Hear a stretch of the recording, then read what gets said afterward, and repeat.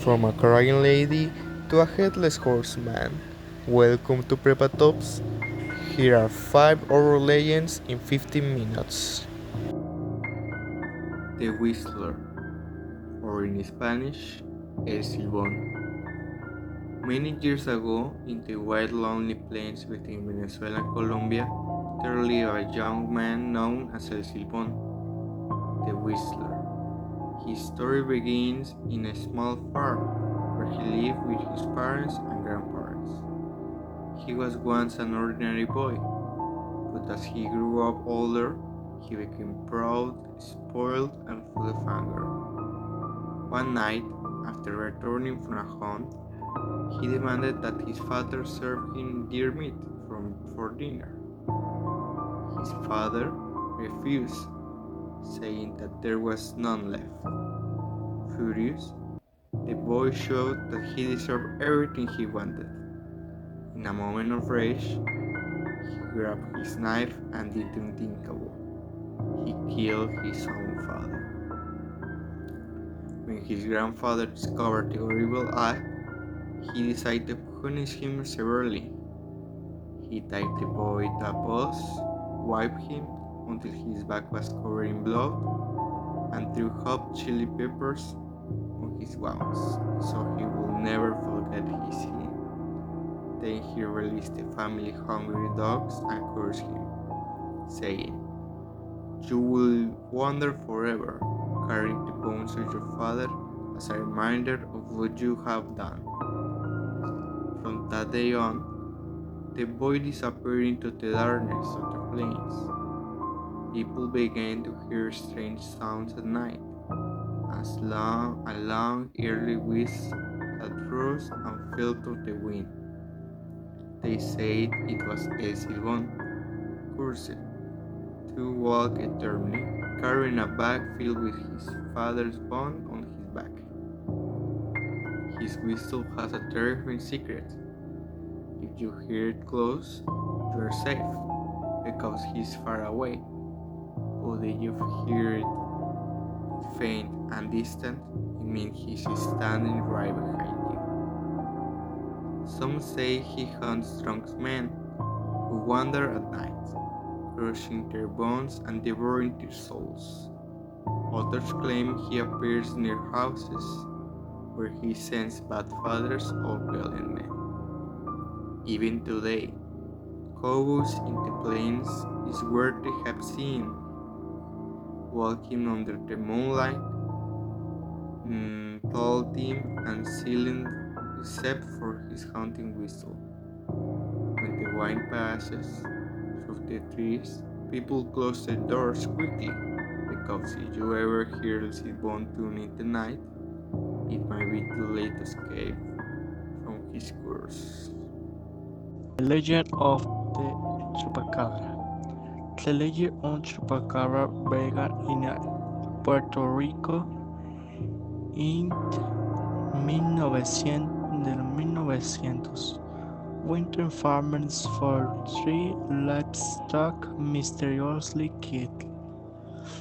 The animals, including goats and chickens, were completely drained of blood, with two puncture marks on their necks. This led to the name Chupacabra, which in Spanish for God Stark. Witnesses described the creature differently, but often as bipedal based in leather with reptilian skin, glowing red eyes, and charred spines.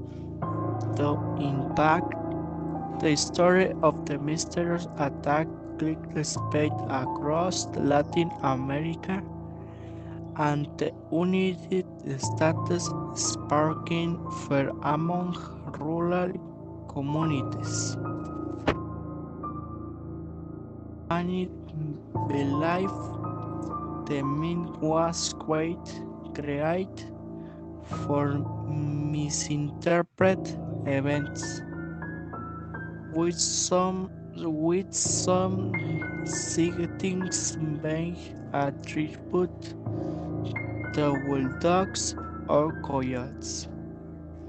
With Manch, the chupacabra remains a symbol of anti-fascination. The Headless Horseman, or in Spanish, El Jinete Sin Cabeza. In an old village surrounded by forest and fog, people still whisper about the terrifying figure who rides through the night, the Headless Horseman. His story begins long ago, during a time of war and betrayal.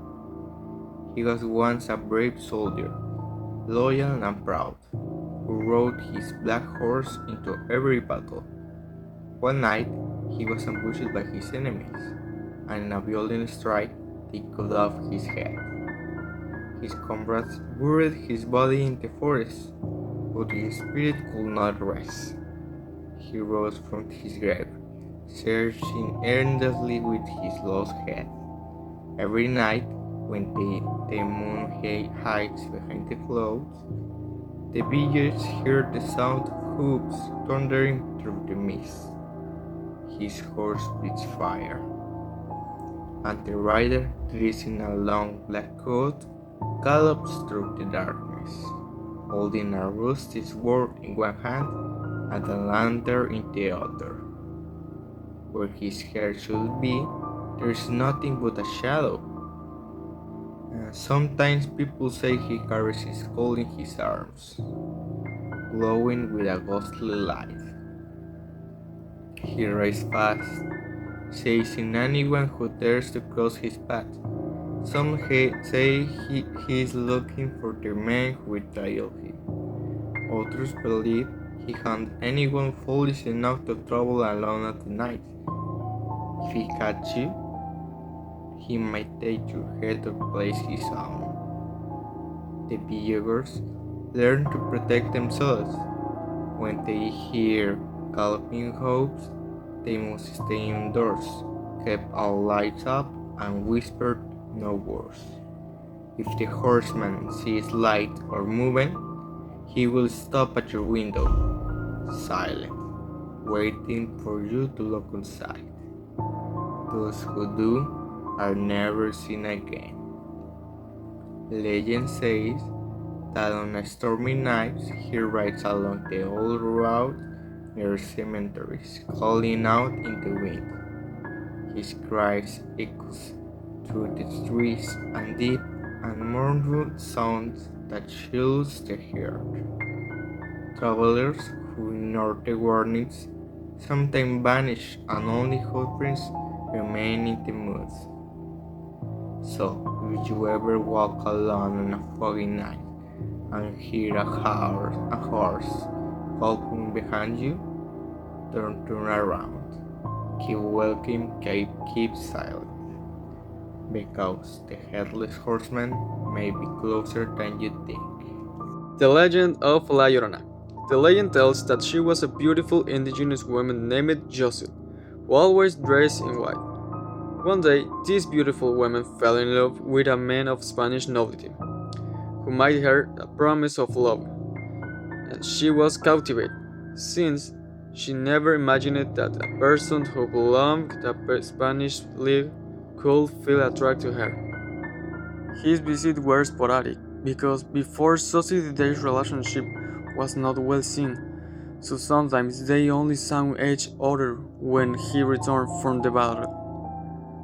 Their love was intense, but also forbidden. But one day everything changed.